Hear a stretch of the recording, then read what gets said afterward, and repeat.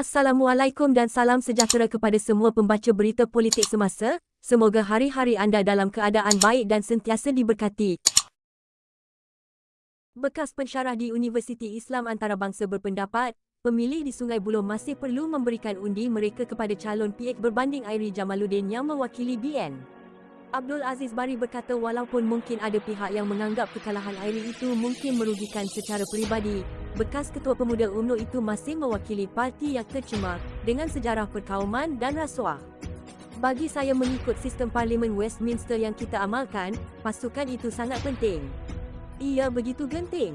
Sebab itulah orang seperti Airi tidak patut diundi walaupun ada latar belakang pendidikan Oxford dan prestasinya sebagai Menteri Kesihatan baik.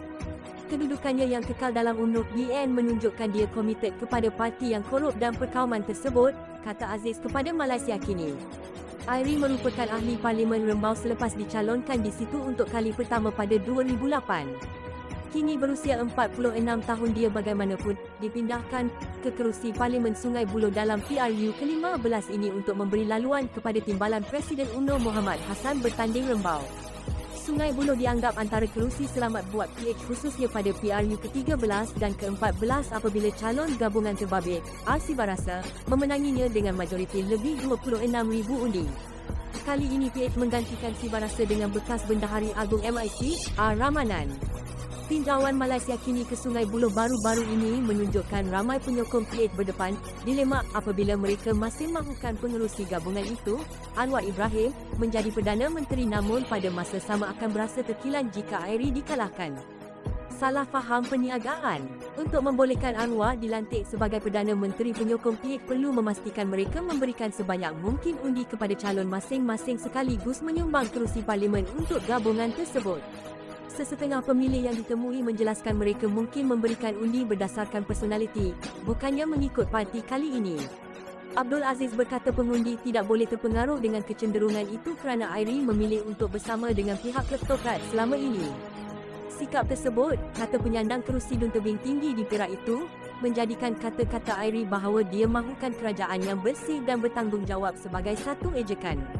Airi memilih untuk membelakangkan prinsip itu, katanya. Airi mula dilantik sebagai anggota kabinet pada 2013 oleh Perdana Menteri ketika itu, Najib Razak. Jawatan terkini menantu Abdullah Ahmad Badawi itu ialah Menteri Kesihatan selepas dia dilantik pada 30 Ogos 2021. Najib kini sedang menjalani hukuman penjara selepas disabitkan atas 7 kesalahan jenayah, manakala UMNO sedang dipimpin Ahmad Zahid Hamidi yang sedang dibicarakan atas dakwaan salah guna kuasa dan rasuah. Ramanan pula melepaskan jawatannya sebagai Bendahari Agung MIC selepas Mahkamah Tinggi di Kuala Lumpur mendapati dia memperoleh RM5.5 juta secara curang dengan mengemukakan surat palsu dalam kes sivil pada 2014. Dia kemudiannya menyertai PKR. Ramanan memberitahu Malaysia Kini kes sivil itu hanyalah salah faham perniagaan dan telah diselesaikan. Dia tidak telus sepenuhnya apabila tidak memberikan pecahan asetnya semasa mengisytiharkan harta dengan aset bersih bernilai RM63.5 juta seperti yang dikehendaki PKR.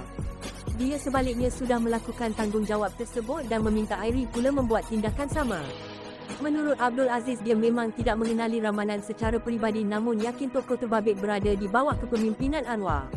Dengan Airi isunya mungkin seorang lelaki yang baik tetapi memilih untuk berada dengan organisasi yang salah, berbanding seseorang yang mungkin tidak begitu baik tetapi telah memilih untuk berada dalam organisasi yang baik, katanya. Ramanan juga menolak kritikan bahawa dia tidak telus sepenuhnya apabila tidak memberikan pecahan pengisytiharan asetnya mengenai aset bersih RM63.5 juta, termasuk RM4 juta dalam barang kemas, tetapi tidak memberikan butiran terperinci seperti yang dikehendaki oleh parti. Saya telah membuat pengisytiharan dan jadi saya ingin memberitahu pasukan siber BN ini untuk meminta Airi Jamaluddin untuk pengisytiharan asetnya, katanya.